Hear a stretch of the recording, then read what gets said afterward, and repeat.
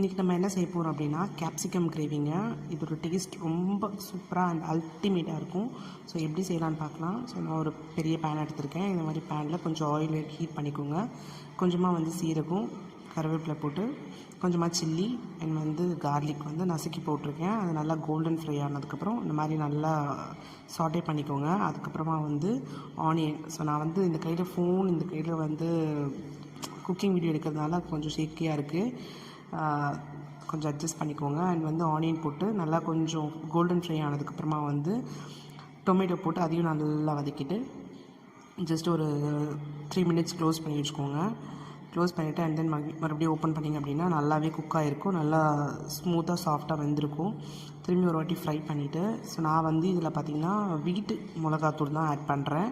So இந்த மாதிரி எண்ணெய் பிரிஞ்சு வந்ததுக்கப்புறமா வீட்டு மிளகாத்தூள் ஆட் பண்ணுறேன். உங்களுக்கு நீங்கள் சில்லி பவுடர் வச்சுருந்தீங்க அப்படின்னா சில்லி பவுடர், கொரியாண்டர் 2 மிக்ஸ் பண்ணி போடுங்க. நான் வீட்டு மிளகாத்தூள் போட்டனால கொஞ்சமாக வீட்டு மிளகாத்தூளும் அண்ட் கரம் மசாலா அண்ட் கொஞ்சமாக சால்ட் ஆட் பண்ணிவிட்டு நல்லா ஃப்ரை பண்ணிவிட்டு எண்ணெய் பிரிஞ்சு வர வரைக்கும் நல்லா ஃப்ரை பண்ணுங்கள்.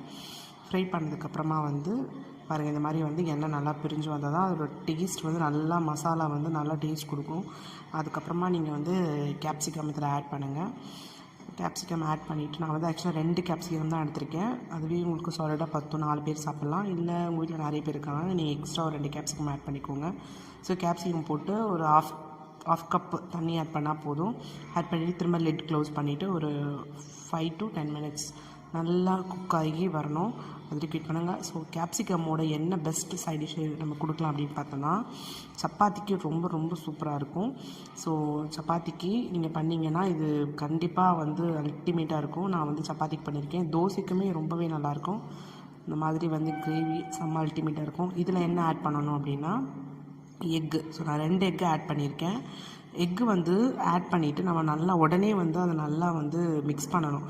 லேட்டாக மிக்ஸ் பண்ணோன்னா எக்கு நல்லா குக் ஆகிடும். ஸோ ஃபஸ்ட்டு நம்ம என்ன 2 எக்கு அதில் நான் பிரேக் பண்ணி போட்டுட்டு நல்லா உடனே நம்ம அதை மிக்ஸ் பண்ண ஸ்டார்ட் பண்ணிடணும்.